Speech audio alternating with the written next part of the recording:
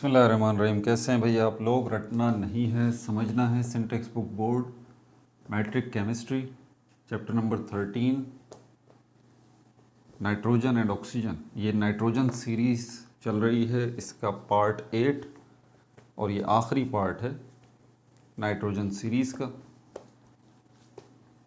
अल्लाह की रहमत से नाइट्रोजन सीरीज़ हो चुकी पार्ट 8 वीडियोस में जाके पूरी नाइट्रोजन सीरीज़ हुई है। उसके बाद ऑक्सीजन सीरीज़ जो है वो करेंगे।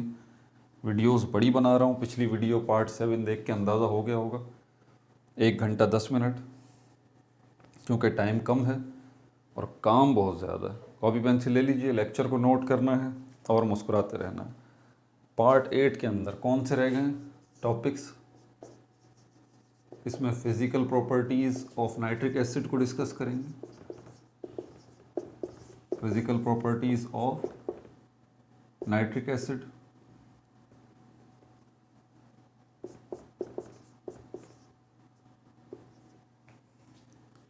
ठीक है। दूसरी चीज़ एक्वा रिजिया, इसको भी इसी वीडियो में डिस्कस करेंगे।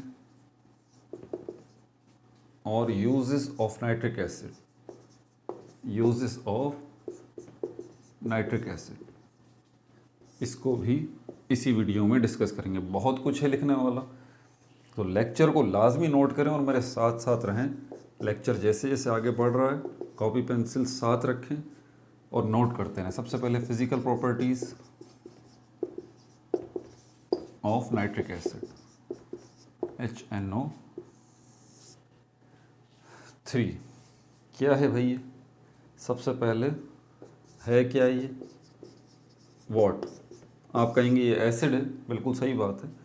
ये कलरलेस फ्यूमिंग लिक्विड भी है। एसिड तो है, colourless fuming liquid, fuming liquid यानी कि एक ऐसा लिक्विड जिसमें से फ्यूमिंग हो रही हो, धुआं निकल रहा हो, ठीक है, धुआं निकल रहा हो। अब धुआं ज़रूरी नहीं है कि जैसे कि बुलबुले बनते हैं, ज़रूरी नहीं है कि बबल्स बन रहे हो, आपको स्मेल आएगी। देखें, आपको स्मेल जब आती है किसी भी चीज़ की, तो वो जब ही आती है जब कोई चीज़ उड़ रही हो, यानी कि गैस की फॉर्म में हो। तो इसका मतलब ये हुआ कि एक ऐसा लिक्विड है जो कि गैस में कन्वर्ट होकर आपकी नाक तक जा रहा है। इसको हम कहते हैं फ्यूमिंग लिक्विड, ऐसा लिक्विड जिसमें स्मेल आ रही है, ठीक है, धुआं निकल रहा है या स्मोक है। और क्या बात है इसके अंदर? इसकी स्मेल कैसी है? शार्प चॉकिंग स्मेल है। शार्प चॉकिंग स्मेल मतलब ऐसी स्मेल है जिससे आपका दम घुटेगा, आपका सांस जो है वो रुकेगा। इसका टेस्ट कैसा है? टेस्ट इसका सोर है, खट्टा टेस्ट है। एसिड्स का यही टेस्ट होता है। पुराने वक्तों में एसिड्स को इसी तरह पहचाना जाता है। जितने भी एसिड्स हैं उनका टेस्ट जो है वो खट्टा है। Turn yellow, turn yellow. वैसे तो ये कलरलेस है, पानी जैसा, लेकिन ये येलो कलर का हो जाता है। कब? जब इसमें से सम नाइट्रिक एसिड डीकम्पोज, टूट जाता है। कुछ नाइट्रिक एसिड जो है वो डीकम्पोज हो जाएगा, डीकम्पोज इनटू NO2 यानी कि नाइट्रोजन परऑक्साइड या नाइट्रोजन डाइऑक्साइड में कन्वर्ट हो जाएगा। ये फिर नाइट्रोजन डाइऑक्साइड क्या होगी? डिज़ोल्व हो जाएगी उसी एसिड के अंदर, डिज़ोल्व हो जाएगी into acid and give yellow appear, yellow appear. तो नाइट्रिक एसिड जब आपको नज़र आए और वो पीले कलर का आपको नज़र आए तो समझ जाइएगा कि इस नाइट्रिक एसिड की सरफेस के ऊपर जो नाइट्रिक एसिड मौजूद है उसमें से क्या हुआ है? कुछ नाइट्रिक एसिड जो है वो डीकम्पोज हो गया है नाइट्रोजन परऑक्साइड में, और वो नाइट्रोजन परऑक्साइड उस एसिड में डिज़ोल्व हो गया और उसकी वजह से इसकी अपीयरेंस येलो हो गई, ठीक है भाई। और क्या है इसका बॉइलिंग पॉइंट? कितना है प्योर नाइट्रिक एसिड का? अब ये प्योर का वर्ड ज़रा जहन में रखिएगा। Boiling point pure nitric acid का, क्योंकि एसिड्स हम रखते हैं पानी के अंदर। समझ में आ गई बात? तो परसेंटेज होती है, मैंने पहले भी ये बात समझाई थी। अगर डाइल्यूट नाइट्रिक एसिड है, पतला नाइट्रिक एसिड है, तो समझ जाइए कि उसके अंदर जो है वो नाइट्रिक एसिड की मिकदार कम है और पानी की मिकदार ज़्यादा है। मिसाल के तौर पर 30% नाइट्रिक एसिड है, 70% पानी है। अगर कंसनट्रेटेड नाइट्रिक एसिड होगा तो मिसाल के तौर पर उसमें 70 या 80% नाइट्रिक एसिड होगा, 20% या 30% पानी होगा। ये कंसनट्रेटेड नाइट्रिक एसिड होगा, यानी कि गाढ़ा नाइट्रिक एसिड। अब सपोज करते हैं कि अगर आप उसमें से पानी बिल्कुल ही निकाल दें और 100% सिर्फ नाइट्रिक एसिड ही हो, उसका बॉइलिंग पॉइंट यहाँ पर बताया जा रहा है, इसीलिए ब्रैकेट में प्योर लिखा हुआ है। वो कितना होगा? 83 डिग्री सेंटीग्रेड, 83 डिग्री सेंटीग्रेड पे वो प्योर नाइट्रिक एसिड जो है वो बॉयल हो जाएगा। अगर आप इस नाइट्रिक एसिड को ठंडा करेंगे तो फिर क्या होगा? नाइट्रिक एसिड जो है वो जम जाएगा, सॉलिड हो जाएगा। इसका जो मेल्टिंग पॉइंट होगा, क्योंकि सॉलिड चीज़ों को जब टेम्परेचर दिया जाता है तो सॉलिड चीज़ें क्या होती हैं? मेल्ट होती हैं। तो जिस टेम्परेचर पे ये फिर सॉलिड नाइट्रिक एसिड मेल्ट होगा वो कौन सा होगा? -41.6 डिग्री सेंटीग्रेड। ठीक है भाई, साथ साथ नोट करते रहें आप। तो ये हो गया इसका। इसी को हम मेल्टिंग पॉइंट को हम फ्रीजिंग पॉइंट भी कह सकते हैं, ये भी जहन में रखें आप। Freezing point, FP, freezing point. असल में मेल्टिंग पॉइंट और फ्रीजिंग पॉइंट दोनों एक ही होते हैं, क्योंकि जिस टेम्परेचर के ऊपर कोई चीज़ मेल्ट होती है उसी टेम्परेचर पे तो वो फ्रीज भी होती है। सोचने की बात है, आइस है 0 डिग्री सेंटीग्रेड पे, माइनर सा फ़र्क होता है, आइस है। वो कब होती है? जब पानी को, लिक्विड वाटर को आप ठंडा करते हैं, तो ठंडा होते होते होते होते वो पानी फाइनली क्या बन जाता है? वो लिक्विड से सॉलिड बन जाता है, जिसको आइस कहते हैं। उसका टेम्परेचर उस वक्त देखें तो 0 डिग्री सेंटीग्रेड। तो आप कह सकते हैं कि पानी का फ्रीजिंग पॉइंट 0 डिग्री सेंटीग्रेड। लेकिन अब जो वो आइस बन चुकी, अब आप उसको जब थोड़ा सा हीट अप करेंगे, थोड़ा सा माइनर सा, तो वो 0 से स्विच करके 1 की तरफ जो सफ़र शुरू करेगा, 1 डिग्री सेंटीग्रेड की तरफ, उस पर क्या होगा कि वो मेल्ट होना शुरू हो जाएगा। तो हम उसका मेल्टिंग पॉइंट भी यही कंसीडर करेंगे। पानी की मिसाल देके समझा रहा हूँ, ठीक है? 0 डिग्री सेंटीग्रेड यही उसका मेल्टिंग पॉइंट। इस पर मेल्ट भी होगा, पिघलेगा भी। बिल्कुल इसी तरह मेल्टिंग पॉइंट और फ्रीजिंग पॉइंट -41.6 डिग्री सेंटीग्रेड ये नाइट्रिक एसिड का होगा। ठीक हो गया भाई? मिटा दूं और इन्फॉर्मेशन लिखते हैं इसमें, और क्या क्या है नोट करते हैं साथ साथ। 6 बातें मैंने लिखवा दी हैं, अभी और लिखवाता हूँ।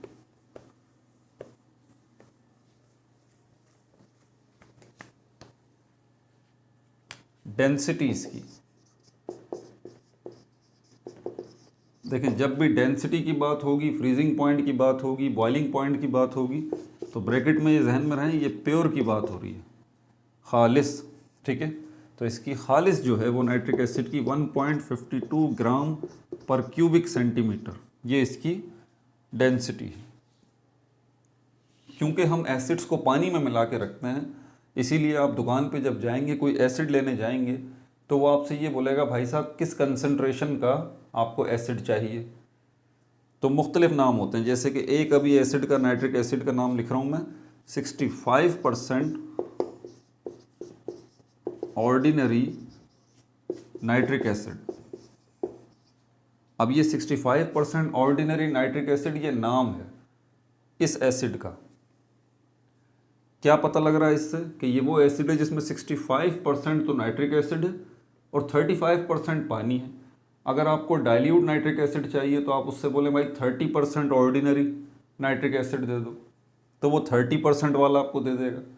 उसमें क्या होगा, 30% जो है वो नाइट्रिक एसिड होगा और 70% पानी होगा। समझ में आ रही है बात? तो ये 65% ऑर्डिनरी नाइट्रिक एसिड जो है, इसकी स्पेसिफिक ग्रेविटी यहाँ दी गई है, स्पेसिफिक ग्रेविटी। तो इसकी स्पेसिफिक ग्रेविटी जो है वो 1.41 है। स्पेसिफिक ग्रेविटी मैं पहले भी बता चुका हूँ कि स्पेसिफिक ग्रेविटी बेसिकली एक रेशो है। रेशो क्या है? एक नंबर होता है। कैसा होता है ये नंबर? ये अपॉन में होता है, जैसे कि 2/5। नहीं, आप बोलेंगे नहीं सर रेशो एक नंबर तो है लेकिन ऐसे नहीं होता। आप ये उसको बोलेंगे 2/5, ऐसे बोलेंगे कि ये दो डॉट लगे हुए होंगे, कॉलन का साइन जिसको कहते हैं कॉलन। तो 2/5, हाँ आप बोलेंगे हाँ ये सही है सर, ये रेशो है। भाई इसको आप रिवर्स करें तो यही शक्ल बनती है। समझ में आ गई बात? ये रेशो की शक्ल में, ये फ्रैक्शन की शक्ल में, तो बात एक ही है। एक ही चीज़ की दो मुख्तलिफ हालतें हैं। तो रेशो में हम इस तरह लिखते हैं, सॉल्व करने के लिए हम इसको इस शक्ल में ले आते हैं। बहरहाल तो स्पेसिफिक ग्रेविटी एक रेशो है। रेशो मतलब बोलें तो एक नंबर, जस्ट लाइक दिस। अब ये रेशो या एक नंबर आपको देता क्या है? ये कंपैरिजन देता है। कंपैरिजन मतलब मवाजना। आप किसी चीज़ से कंपेयर करते हैं जिसकी हैसियत स्टैंडर्ड की होती है। स्टैंडर्ड, मिसाल के तौर पर आपने बहुत ऊंची बिल्डिंग बनाई है। अब आप बोलते हैं मेरी बिल्डिंग तो बहुत ऊंची है। कोई बोलता है भाई किसी दूसरी बिल्डिंग के साथ कंपेयर करके बताओ ताकि हमें अंदाज़ा हो सके कि आपने वाकई जो है वो ऊंची बिल्डिंग बनाई है। तो आपके लिए स्टैंडर्ड जो दुनिया में सबसे ऊंची बिल्डिंग है ना, बुर्ज खलीफा है। तो आप उसकी मिसाल देके बोलेंगे कि मेरी बिल्डिंग जो है वो बुर्ज खलीफा से इतनी थोड़ी है। अब ये तो नहीं कह सकते आपके ज़्यादा होगी बुर्ज खलीफा से। बुर्ज खलीफा सबसे बड़ी tallest building in the world, तो आप उससे कम की बात करेंगे। आप बोलेंगे कि मेरी बिल्डिंग में 90 मंजिलें हैं, 90 मंजिलें हैं, और बुर्ज खलीफा में 152 मंजिलें हैं। मिसाल के तौर पर समझाने के लिए बोल रहा हूँ। तो बोल आप बताएंगे कि मेरी बिल्डिंग में 90 स्टोरीज़ हैं, 90 मंजिला मेरी इमारत है, और बुर्ज खलीफा 152 मंजिला इमारत है। तो भाई कंपेयर कर लो, अब अंदाज़ा हुआ कि मेरी बिल्डिंग जो है वो कितनी बड़ी है। तो ये बुर्ज खलीफा की क्या है, क्योंकि ये सबसे बड़ी है इसलिए स्टैंडर्ड क्वांटिटी है। तो आपने क्या किया यहाँ पर? कंपैरिजन किया। इसको बीच में कॉलन लगा दीजिए, ये कंपैरिजन हो गया, रेशो हो गया। यहाँ पर भी तो यही हो रहा है। यहाँ पर भी तो हम रेशो ले रहे हैं, लेकिन किन का? दो डेंसिटीज़ का रेशो ले रहे हैं। एक हमारे पास स्टैंडर्ड डेंसिटी है वाटर की। समझ आ गई बात? वाटर की स्टैंडर्ड डेंसिटी है, उससे हम किसी दूसरी डेंसिटी का कंपैरिजन कर रहे हैं। समझ में आ गई बात? तो यहाँ पर जब हम कह रहे हैं कि 65% ऑर्डिनरी नाइट्रिक एसिड की स्पेसिफिक ग्रेविटी 1.41 है, तो वाटर की कितनी है? 1 है। वाटर की कितनी है? 1 है। तो अब आप समझ जाइए कि इसकी डेंसिटी 65% ऑर्डिनरी नाइट्रिक एसिड की डेंसिटी वाटर से ज़्यादा है। इसकी 1.41 है, वाटर की कितनी है? 1 है। जब स्पेसिफिक ग्रेविटी की बात हो रही है ना, तो स्पेसिफिक ग्रेविटी क्या है? रेशो है। और ये रेशो आपको क्या बता रहा है? कंपैरिजन बता रहा है। किसका कंपैरिजन बता रहा है? दो डेंसिटीज़ का कंपैरिजन बता रहा है। एक डेंसिटी स्टैंडर्ड डेंसिटी है, वो वाटर की है।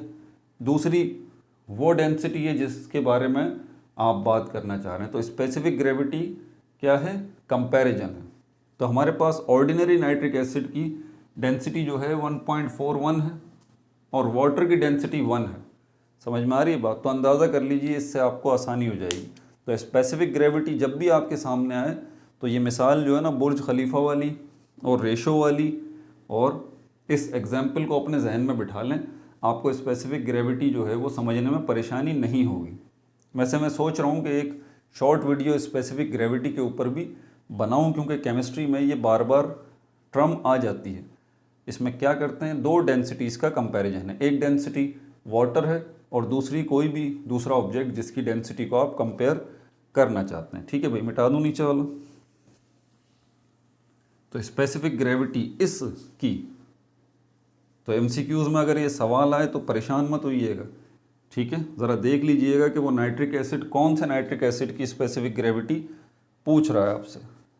ठीक है, और यही जो 65% ऑर्डिनरी नाइट्रिक एसिड है, इसका बॉइलिंग पॉइंट बॉइल्स एट इसका बॉइलिंग पॉइंट है 121 डिग्री सेंटीग्रेड।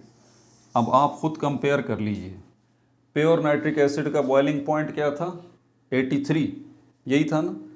और 65% ऑर्डिनरी नाइट्रिक एसिड का बॉइलिंग पॉइंट क्या है, 121 डिग्री सेंटीग्रेड। वजह क्या, क्योंकि वो प्योर था, उसमें कोई चीज़ शामिल नहीं थी। 65% ऑर्डिनरी नाइट्रिक एसिड प्योर नहीं है, इसमें 35% वाटर भी शामिल है, इसलिए इसका बॉइलिंग पॉइंट जो है वो 121 डिग्री सेंटीग्रेड है। ठीक हो गया भाई। और क्या है इसके अंदर, मिटा दूं इसको। 9वें नंबर पर जो इसकी इंफॉर्मेशन है वो क्या है हमारे पास, नंबर 9 पे, मिक्सेबल यानी कि मिक्सएबल, आसान लफ्ज़ों में इसको ये समझ लीजिए, miscible in water in all proportions, in all proportions. Proportions का मतलब होता है हिस्से, मिक्सेबल का मतलब है मिक्सेबल, मिक्सएबल यानी कि पानी के साथ आप इसको मिक्स करना चाहते हैं ना, तो ये मिक्स हो जाएगा। सॉल्ट की तरह नहीं करेगा कि सॉल्ट की एक हद है, ठीक है। एक गिलास पानी के अंदर 1 चम्मच सॉल्ट डाल दिया आपने, दूसरा भी डाल दिया, तीसरा डालेंगे, चम्मच घुमाते रहें, वो डिज़ोल्व नहीं होगा, वो मिक्स नहीं होगा सॉल्ट, क्योंकि उसकी हद जो है वो 2 चम्मच ही थी 1 गिलास पानी के अंदर। लेकिन यहाँ पर नाइट्रिक एसिड के साथ ऐसा कोई चक्कर नहीं है। नाइट्रिक एसिड कितना भी आप डाल लें, कितना भी हिस्सा पानी ले लें, इन ऑल प्रोपोर्शंस, 1 गिलास पानी के अंदर आप 1 जग जो है वो नाइट्रिक एसिड का डाल दें, वो भी मिक्स हो जाएगा। तो यहाँ पर कमी ज़्यादती का कोई चक्कर नहीं है। ये अलग बात है कि 1 गिलास पानी के अंदर 1 जग आप नाइट्रिक एसिड डालेंगे तो मिक्स तो हो जाएगा नाइट्रिक एसिड, लेकिन ये बहुत ही ज़्यादा कंसनट्रेटेड होगा, इसमें हार्डली 1% पानी होगा, ज़्यादा जो है वो नाइट्रिक एसिड होगा। तो ये मिक्सेबल है इन वाटर इन ऑल प्रोपोर्शन। कोई यहाँ टेंशन नहीं है कि कितने हिस्से डालने हैं आपने नाइट्रिक एसिड के। ठीक है भाई, मिटा दूँ इसको। अब और क्या है, अनस्टेबल है ये 10वां पॉइंट। ये क्या है, अनस्टेबल होता है, गैर मुतवाज़िन होता है नाइट्रिक एसिड। कब, जब आप इसको एक्सपोज करें सनलाइट में, सनलाइट इसके ऊपर पड़ेगी, तब ये जो है वो डिकम्पोज हो जाएगा, टूट जाएगा। और अगर इसको हीट मिलेगी तब भी ये क्या हो जाएगा, डिकम्पोज हो जाएगा, टूट जाएगा। और मैंने अभी आपको बताया है कि नाइट्रिक एसिड डिकम्पोज होके एक हिस्सा उसका ये बन जाता है नाइट्रोजन परऑक्साइड का। ठीक हो गया भाई। अब यहाँ पर एक इक्वेशन भी मौजूद है, वो भी देख लीजिए, 4HNO3, और क्या है, ये कंसनट्रेटेड है, 4NO2 nitrogen peroxide, oxygen gas भी यहाँ पर रिलीज होगी और वाटर के मॉलिक्यूल जो हैं वो भी बनेंगे। ये इक्वेशन भी आ गई है इसकी अनस्टेबिलिटी की। ठीक है भाई, तो ये physical properties of nitric acid ये हमारा डन हो चुका। एक्वा रीजिया की तरफ चलते हैं, मिटा दूँ इसको, एक्वा रीजिया।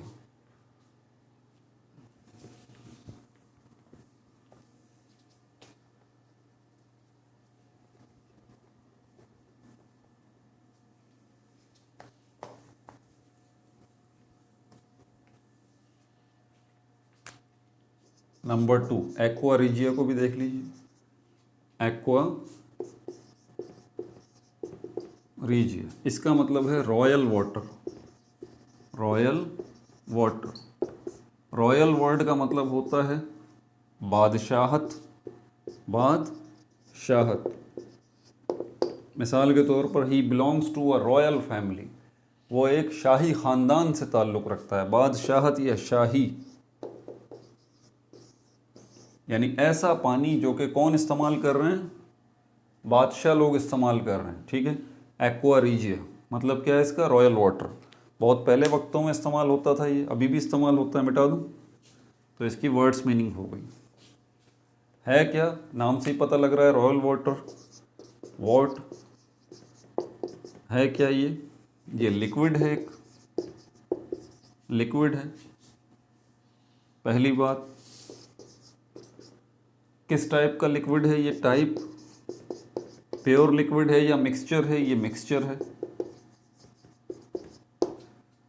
किन दो चीज़ों का मिक्सचर है? ये दो चीज़ों का मिक्सचर है, तीन चीज़ों का मिक्सचर है।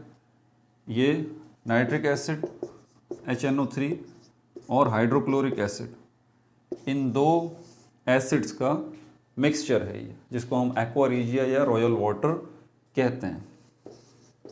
काम क्या है इसका? फंक्शन, रॉयल वाटर तो है, काम भी तो होगा इसका कोई।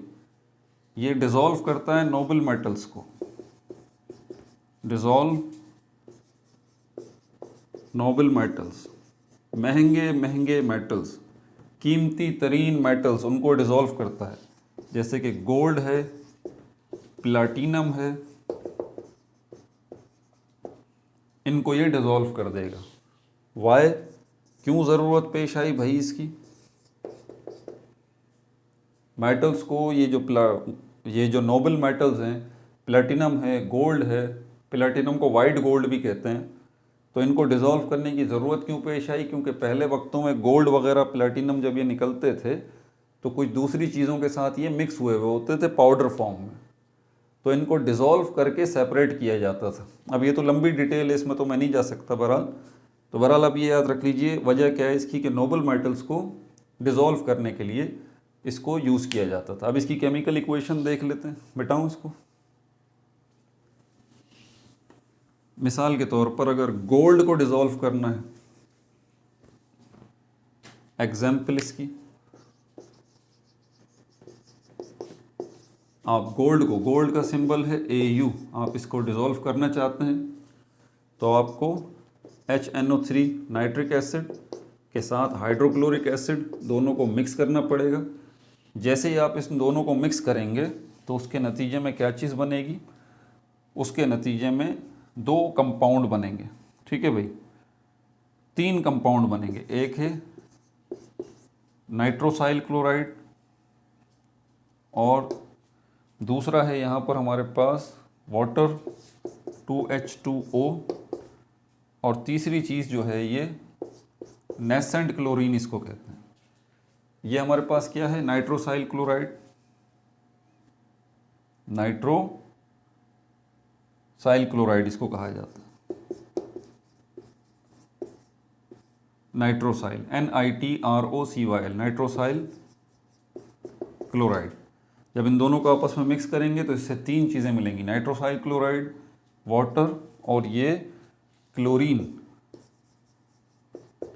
ये क्लोरीन जो है वो नेसेंट क्लोरीन कहलाएगी। जैसे नेसेंट हाइड्रोजन थी, मतलब एटॉमिक क्लोरीन, एटॉमिक क्लोरीन। ये एटॉमिक क्लोरीन अब क्या करेगी? और इसके अलावा जो है हमारे पास ये नाइट्रोसाइल क्लोराइड है, इससे एक चीज़ और प्रोड्यूस होगी, नाइट्रोसाइल क्लोराइड। ये भी स्टेबल नहीं रहेगा बल्कि ये भी ब्रेक हो जाएगा। किस चीज़ के अंदर?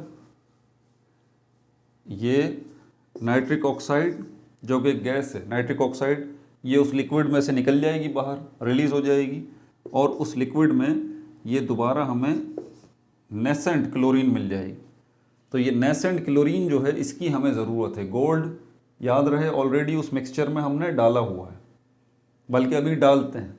तो अब आप इस मिक्सचर में जब गोल्ड को डालेंगे, जब आपने ये मिक्सचर इन दोनों को मिलाया था, थोड़ी देर बाद ये इसमें कन्वर्ट हो गया, और थोड़ी देर बाद इसमें से ये नाइट्रोसाइल क्लोराइड किस में कन्वर्ट हो गया? नाइट्रिक ऑक्साइड और नेसेंट क्लोरीन में। नाइट्रिक ऑक्साइड तो गैस है, ये तो हवा में उड़ गई। नेसेंट क्लोरीन, एटॉमिक क्लोरीन उसमें मौजूद है। अब आप इसमें जब गोल्ड को ऐड करेंगे तो ये गोल्ड जो है इस क्लोरीन के साथ रिएक्ट करेगा और इसके नतीजे में बनेगा गोल्ड क्लोराइड। क्या बनेगा इसके नतीजे में? Gold chloride, AuCl3। और गोल्ड क्लोराइड बनने का मतलब यह है कि अब ये गोल्ड डिसॉल्व हो चुका इस एक्वा रीजिया के अंदर। समझ में आ गई बात? इसको गोल्ड क्लोराइड कहते हैं। ठीक है, तो यहाँ पर ये एक्वा रीजिया की कहानी भी ख़त्म हो गई। आपको पता भी लग चुका कि एक्वा रीजिया क्या है। अब चलते हैं फाइनली तीसरे टॉपिक की तरफ, जो काफ़ी बड़ा टॉपिक है, uses of nitric acid. Nitric acid के यूज़ क्या क्या हैं, मिटा दूँ इसको।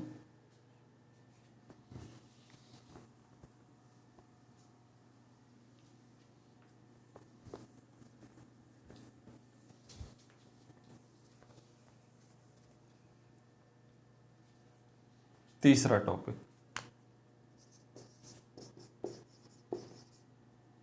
Uses of nitric acid. इसको भी नोट करते रहिए अपने पास।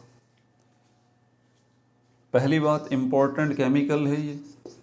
सर ये तो हमें पता है कि इम्पोर्टेंट केमिकल है, यूज़ बताइए ना। बताते हैं भाई, बहुत ज़्यादा इसका यूज़ है फर्टिलाइज़र में। बिगेस्ट यूज़ इसका नाइट्रिक एसिड का खाद बनाने में, बिगेस्ट यूज़, सबसे ज़्यादा इसका यूज़ फर्टिलाइज़र मैन्युफैक्चरिंग में होता है, खाद बनाने की कारखानों में होता है, फर्टिलाइज़र्स मैन्युफैक्चरर्स। और फर्टिलाइज़र्स की कुछ मिसालें यहाँ पर हैं, जैसे कि हमारे पास जो है वो अमोनियम नाइट्रेट, ये भी एक फर्टिलाइज़र है। सोडियम नाइट्रेट, ये भी एक फर्टिलाइज़र है, खाद की एक किस्म है। और पोटेशियम नाइट्रेट, ये भी खाद की एक किस्म है। अब आप कहेंगे सर ये तो नाइट्रेट सॉल्ट्स हैं, तो भाई ये सॉल्ट्स ही हैं जो कि खाद बनाने में इस्तेमाल होते हैं, ठीक है। लेकिन ये सॉल्ट्स बनाने में नाइट्रिक एसिड का यूज़ किया जाता है। नाइट्रिक एसिड होगा तो ये सॉल्ट्स बनेंगे, ये सॉल्ट्स बनेंगे तो खाद बनेगी, खाद बनेगी तो फसलें पैदा होंगी, फसलें पैदा होंगी तो हम खाना खाएंगे। समझ में आई बात। अच्छा, तीसरा यूज़ इसका देखें अब और क्या है। तीसरा यूज़ इसका मैन्युफैक्चरिंग। मैन्युफैक्चरिंग तीन किस्म की चीज़ हैं। सेल्यूलोज की तैयारी, cellulose. Number 2 lacquers, lac LAC, lac QUERS, lacquers. और नंबर 3 स्मोकलेस गन पाउडर, एक स्मोकलेस गन पाउडर। इन तीन चीज़ों की तैयारी में भी जो है वो नाइट्रिक एसिड का यूज़ किया जाता है, ठीक है। अब ये सेलुलोज क्या है।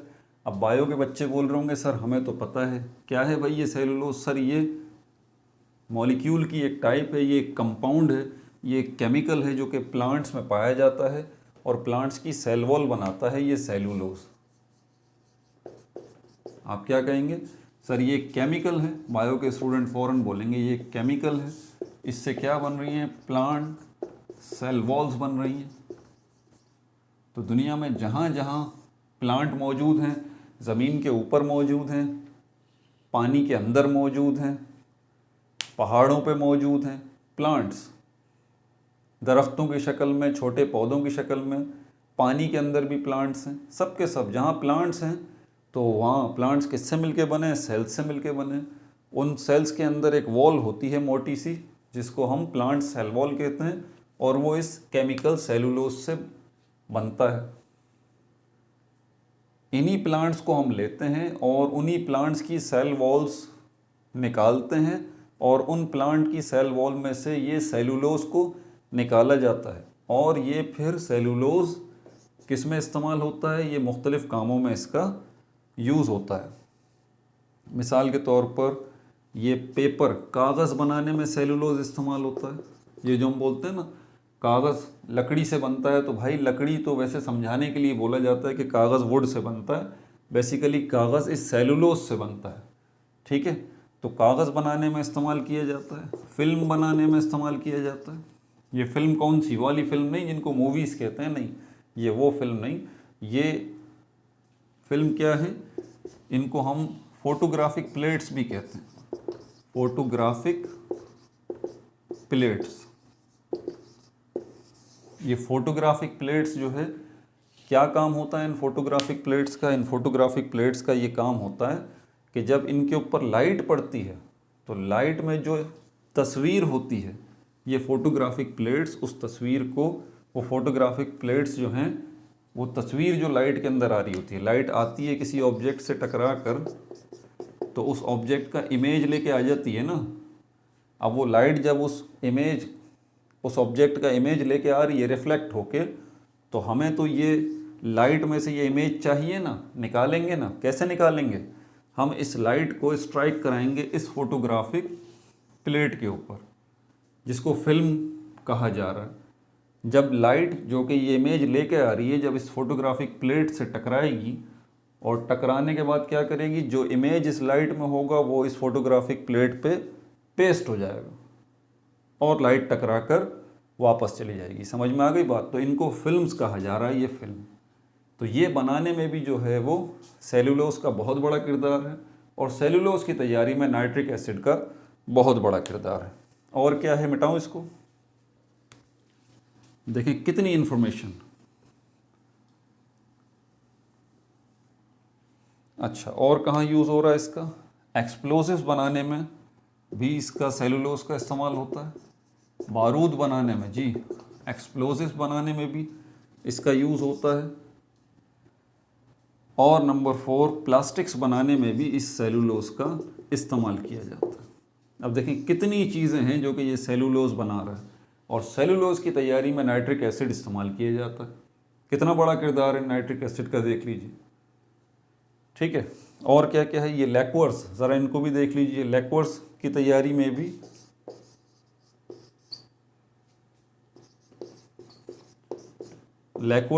में भी जो है वो नाइट्रिक एसिड का यूज़ किया जाता है। ये लैक्वर्स क्या हैं? आपको पता है कि हम लकड़ी जो होती है, वुड होते हैं, घरों में फर्नीचर है, उसके ऊपर पॉलिश भी की जाती है। उसको क्या कहते हैं? वार्निश। वार्निश कहते हैं। ये लिक्विड पॉलिश होती है, लिक्विड पॉलिश होती है। ये नोट करते ना, बड़ी कीमती मालूमात हैं ये सारी की सारी। ये लिक्विड पॉलिश होती है, अगर नहीं देखी तो बड़ों से पूछ लें घर में, वो बता देंगे आपको। ये लिक्विड पॉलिश होती है जिसको हम वार्निश कहते हैं। ये लकड़ी के फर्नीचर पे की जाती है वार्निश। पेट्रोल का आपको एक बात पता है, पेट्रोल क्या है? पेट्रोल वॉलेटाइल है ना, वॉलेटाइल लिक्विड है। इसको वॉलेटाइल लिक्विड कहा जाता है। क्यों वॉलेटाइल लिक्विड कहा जाता है पेट्रोल को? क्योंकि पेट्रोल को बोतल से बाहर आप निकालें, किसी जगह पे डालेंगे तो ये क्या होगा? ये एवापोरेट हो जाएगा। क्या हो जाएगा? ये एवापोरेट हो जाएगा, उड़ जाएगा। पेट्रोल उड़ जाता है ना। तो ऐसे सारे लिक्विड्स जो रूम टेम्परेचर पर गैस में कन्वर्ट हो जाते हैं, वेपर्स में कन्वर्ट हो जाते हैं, उनको हम कहते हैं कि ये वॉलेटाइल लिक्विड है। पेट्रोल भी ऐसा ही है। इसी पेट्रोल को पेंट में मिक्स किया जाता है, पेंट में, दीवारों पे जो किया जाता है।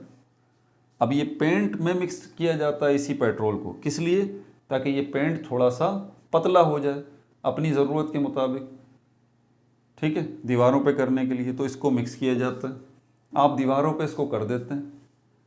ये पेट्रोल जो कि इस पेंट में मिक्स हो गया है, ये दीवारों पे हो चुका, ये रुकेगा नहीं दीवारों पे। पेट्रोल जो मिक्स हुआ हुआ है, ये क्या होगा? क्योंकि ये वॉलेटाइल लिक्विड है, इसने वक्ती तौर पे इस पेंट को पतला तो कर दिया, लेकिन जैसे ही इस पेंट की कोटिंग होगी दीवारों पे, तो ये पेट्रोल इसमें से निकलना शुरू हो जाएगा बाहर, एवोपरेट होना शुरू हो जाएगा, वेपर्स की शक्ल में निकलना शुरू हो जाएगा। समझ में आ गई बात आपको? लेकिन इस पेट्रोल ने काम अपना कर दिया कि इस पेंट को पतला कर दिया, और इस पेंट की कोटिंग हो गई। ये पेंट क्या है? ये कोटिंग है। क्या है ये कोटिंग हो रही है किस चीज़ के ऊपर? पेंट सिर्फ दीवारों को कलर ही नहीं देता, पेंट जो है वो दीवारों को महफूज भी करता है, प्रोटेक्शन भी होती है आपकी दीवारों की। सेलन ज़दा नहीं होती दीवारें, ख़राब नहीं होती, झड़ती नहीं हैं, और भी बहुत सारे फ़ायदे होते हैं इस कोटिंग के, जिसको मैं पेंट का नाम दे रहा हूँ। और पेंट करने के लिए, पतला करने के लिए आप पेट्रोल का यूज़ कर रहे हैं। और पेट्रोल क्या हो रहा है? पेंट होने के बाद एवापोरेट हो रहा है, क्योंकि वो वॉलेटाइल लिक्विड है। समझ में आ गई बात? क्लियर है पिक्चर? लिक्विड्स जो हैं, ऐसे सारे लिक्विड्स को कहा जाता है, ऐसे सारे लिक्विड जो कोटिंग के लिए इस्तेमाल हो रहा है, जिसमें वार्निश भी आ जाता है। और सेम प्रोसेस होता है जो कि अभी मैंने पेंट का और पेट्रोल का बताया, सेम प्रोसेस। और इसमें जो चीज़ मिक्स की जाती है इस लिक्विड के अंदर, वो बाद में एवापोरेट हो जाती है। ये बहुत सारी किस्मों के हैं, वार्निश भी एक किस्म है इसके अंदर। तो ये कोटिंग हो जाती है, उसके बाद इसमें से जो भी लिक्विड होता है, वोलेटाइल लिक्विड, वो एवापोरेट हो जाता है। ऐसी सारी चीज़ों को लिक्विड्स कहा जाता है। इनके बनाने में नाइट्रिक एसिड का बहुत बड़ा किरदार है।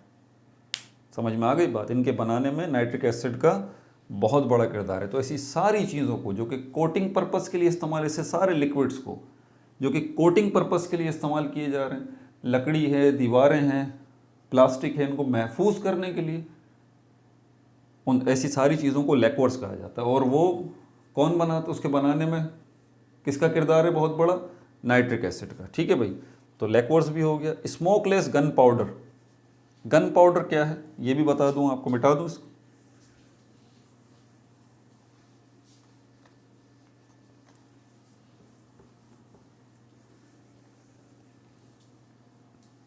ये सारी चीज़ें आपके एमसीक्यूज में, एंट्री टेस्ट में ये चीज़ें पूछी जाती हैं। Smokeless gun powder. ये गन पाउडर क्या होता है? ये प्रोपेलिंग का काम करता है। प्रोपेलिंग, अगर आपने गोली को देखा हो, छोटी सी गोली, तो बुलेट जिसको कहते हैं ना, बुलेट वो आगे लगी हुई होती है। ये पीछे जो डब्बा होता है ना बड़ा सा, इसको कार्ट्रिज केस कहते हैं। Cartridge case. इसी कार्ट्रिज को उर्दू में कारतूस भी कहा जाता है। इसके अंदर ये भरे हुआ होता है क्या? Gun powder. ठीक है, जब गोली चलती है तो फिर ये गन पाउडर अंदर क्या होता है? बर्न होता है, जलता है, और उसकी वजह से इतना इंटेंस प्रेशर डेवलप होता है कि बड़े प्रेशर से ये आगे, ये जो हिस्सा जो है ये आगे जाता है, जिसको हम बुलेट कहते हैं। जो बुलेट होता है ना, सिर्फ ये हिस्सा होता है जो कि आगे जाता है, इसको बुलेट कहते हैं। समझ आ गई बात? इसको बुलेट कहते हैं। तो ये गन पाउडर जब जलता है, बर्न होगा, तो धुआं भी निकलेगा भाई। लेकिन हमें कभी कभी ऐसा गन पाउडर भी चाहिए होता है जो कम से कम धुआं दे। तो स्मोकलेस गन पाउडर, ऐसा गन पाउडर जो धुआं न दे, उसकी तैयारी में भी नाइट्रिक एसिड का बहुत बड़ा किरदार है। ठीक है भाई, मिटा दूं अभी नीचे क्या है ये, और क्या इन्फॉर्मेशन है इसके अंदर बताता रहता हूँ, साथ साथ नोट करते जाएं।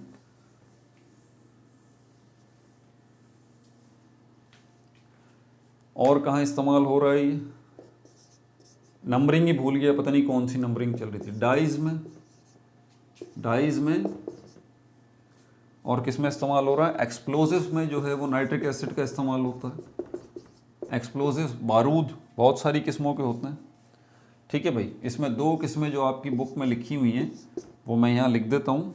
नाइट्रोग्लिसरॉल,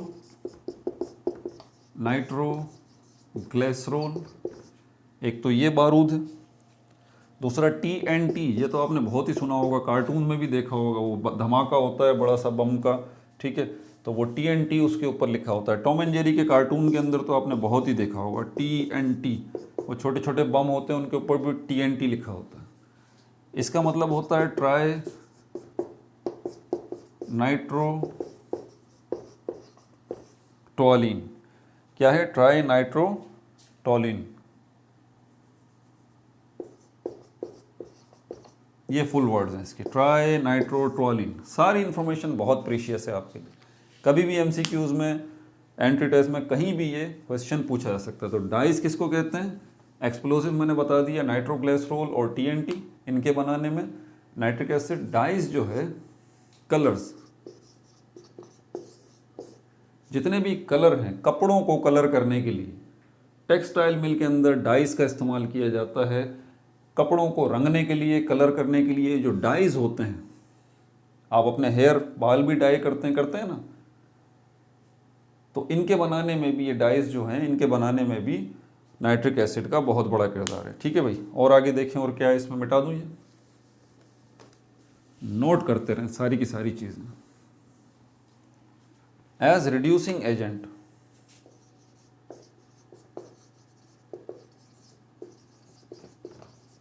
रिड्यूसिंग एजेंट के तौर पर भी इसका बहुत बड़ा किरदार है। सॉरी, रिड्यूसिंग एजेंट नहीं, ऑक्सीडाइजिंग एजेंट।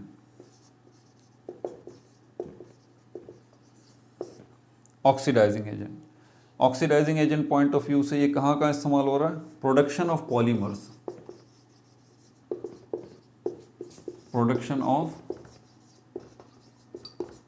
पॉलीमर्स, लाइक जैसे कि दो पॉलीमर्स की एग्जाम्पल दी है इन्होंने, एक तो नायलॉन है, ये आपको पता है प्लास्टिक की एक किस्म है, ठीक है, और दूसरा टोरिलीन, टोरिलीन। अब ये पॉलीमर्स क्या होते हैं, प्लास्टिक्स क्या होते हैं, ये बहुत बड़ी ब्रांच है भाई।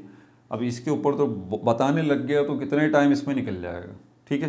तो इसको तो मैं अभी एक्सप्लेन नहीं करूँगा, बस अभी फ़िलहाल याद कर लें, ये ऑर्गेनिक केमिस्ट्री के अंदर डिस्कस करेंगे पॉलीमर्स का, उसमें डिस्कस करेंगे तो आपको इंशाल्लाह बड़ा मज़ा आएगा। ये बहुत बड़ी फील्ड है केमिस्ट्री की, इसी से एक ब्रांच निकलती है केमिस्ट्री की जिसको पॉलीमराइजेशन कहते हैं। अगर पॉलीमेरिक केमिस्ट्री, हाँ यही नाम है, पॉलीमेरिक केमिस्ट्री, वीडियो बनाई हुई है मैंने इसके ऊपर, ठीक है। इसके अलावा नाइट्रिक एसिड एज री एजेंट के तौर पर इस्तेमाल होता है, री एजेंट इन लैब, लैब्स के अंदर ये मौजूद होता है नाइट्रिक एसिड, और ये री एजेंट का किरदार अदा करता है। री एजेंट क्या करते हैं? Causes to occur chemical reaction, chemical reaction, दो चीज़ों को आपस में आप केमिकली रिएक्ट करवाना चाहते हैं, मिसाल के तौर पर सोडियम को और क्लोरीन को, इनको आपस में रिएक्ट करवा के आप सोडियम क्लोराइड बनाना चाहते हैं, तो ये रीएजेंट लैब में मौजूद होते हैं। बहुत सारी किस्मों के रीएजेंट होते हैं, उनका काम ही ये होता है कि वो कंपेल करते हैं रिएक्टेंट्स को कि वो रिएक्ट करें और प्रोडक्ट को बनाएं लैब में। समझ में आ गई बात आपको? जिस तरह से आप क्या करते हैं, पेपर, कागज़ है और ऑक्सीजन, ये आपस में रिएक्ट करते हैं तो बर्निंग होती है। तो इसके लिए आप कौन सी चीज़ को यूज़ करते हैं जिसकी वजह से हवा में मौजूद ऑक्सीजन और पेपर आपस में रिएक्ट कर जाते हैं? हीट। जो आप माचिस की तीली जलाते हैं उससे आप हीट देते हैं, जिससे वो ऑक्सीजन और वो पेपर जो है वो रिएक्ट करते हैं, उससे आग लग जाती है। समझ आ गई बात? तो रिएक्शंस करवाने के लिए, रिएक्शंस के आपस में रिएक्टेंट रिएक्ट करें तो ऐसे केमिकल्स को रीएजेंट कहा जाता है, और ये नाइट्रिक एसिड रीएजेंट है, लैब में इसका इस्तेमाल होता है। अच्छा, इसके अलावा ये चेक करने के लिए भी कि आया केमिकल रिएक्शन दो चीज़ों के दरमियान हुआ भी है या नहीं हुआ है, केमिकल रिएक्शन ऑकर, इस चीज़ को भी चेक करने के लिए कि आया केमिकल रिएक्शन दो चीज़ों के दरमियान हुआ है या नहीं हुआ, इसके लिए भी रिएजेंट का इस्तेमाल किया जाता है। बहुत सारी किस्मों के होते हैं लैब में, जिसमें से एक नाइट्रिक एसिड भी है। ठीक है भाई, ये भी मिटा दिया। अब क्या रह गया?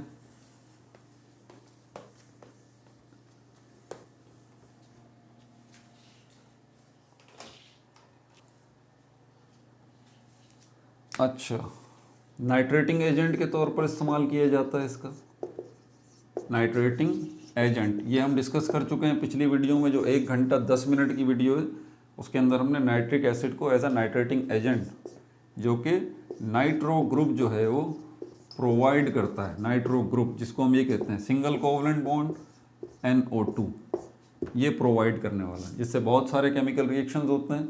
ये भी बहुत बड़ी ब्रांच है केमिस्ट्री की, ऑर्गेनिक केमिस्ट्री की। इसको भी ऑर्गेनिक केमिस्ट्री में डिस्कस करेंगे तफसील से। अच्छा, इसके अलावा एक्वा रीजिया की तैयारी में इस्तेमाल होता है, ये तो अभी हमने देखा है। इसके अलावा इसका यूज़ और कहाँ हो रहा है? ये इचिंग डिज़ाइंस में, ETCHING, इचिंग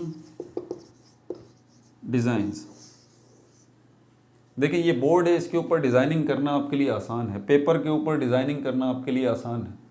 लेकिन अगर मैं कहूँ कि मेटल के ऊपर डिज़ाइनिंग करें, मेटल जैसे कि आयरन है, कॉपर है, गोल्ड है, तो उस पर डिज़ाइनिंग कैसे करेंगे भाई? इतना आसान नहीं है। ठीक है, आपने शीशे के ऊपर देखा होगा, गूगल करें अभी, आपको इचिंग डिज़ाइनिंग लिखें, आपको पता लग जाएगा। ये आप डेली लाइफ में बहुत देखते हैं, शीशे के बर्तनों के ऊपर और बहुत सारी जगहों पर ये जो है वो डिज़ाइनिंग बनी हुई होती है। तो आप उसको ऐसे खुरचना चाहें तो वो उतरेगी नहीं, किसी मार्कर से नहीं हुई हुई होती, वो इचिंग डिज़ाइंस कहलाते हैं। किस लिए किया जाता है इनको, किस किस्म के डिज़ाइंस हैं ये डिज़ाइंस जो हैं इनमें नाइट्रिक एसिड का यूज़ किया जाता है और जो इंक ऊपर लगाई जाती है उस इंक पे नाइट्रिक एसिड का स्प्रे कर दिया जाता है। आसान लफ्ज़ों में समझा रहा हूँ, प्रोसेस एक्चुअली ये ऐसा नहीं होता लेकिन समझा रहा हूँ। जैसे ये इंक है ना मार्कर की, अब मैं इसको हटाना, इसके ऊपर नाइट्रिक एसिड का अगर मैं स्प्रे कर दूँ तो ये पक्का काम हो जाएगा, फिर ये नहीं हटेगी, मैं कितना ही रगड़ता रहूँ इसको। समझ में आ रही है बात? तो ये तो मैंने लिखा है ना, अगर मैं ये डिज़ाइंस बना दूँ और उसके ऊपर नाइट्रिक एसिड का स्प्रे कर दूँ तो ये डिज़ाइंस हटेंगे नहीं। इस किस्म के डिज़ाइंस इचिंग डिज़ाइंस कहलाते हैं, जिसमें नाइट्रिक एसिड का इस्तेमाल किया जाता है ताकि ये जो है वो क्या हो, जो डिज़ाइंस आपने बनाए हैं ये हटे नहीं, ख़राब ना हो। ठीक है भाई, अपना बहुत ज़्यादा ख्याल रखिएगा। नाइट्रोजन सीरीज़ कंप्लीट हो चुकी इंशाल्लाह। ऑक्सीजन सीरीज़ जो है इसके बाद करेंगे, चैप्टर नंबर 13 कंप्लीट हो जाएगा, फिर चैप्टर नंबर 14 की तरफ जाएंगे। अपना बहुत ज़्यादा ख्याल रखिएगा। No like no subscribe, only share.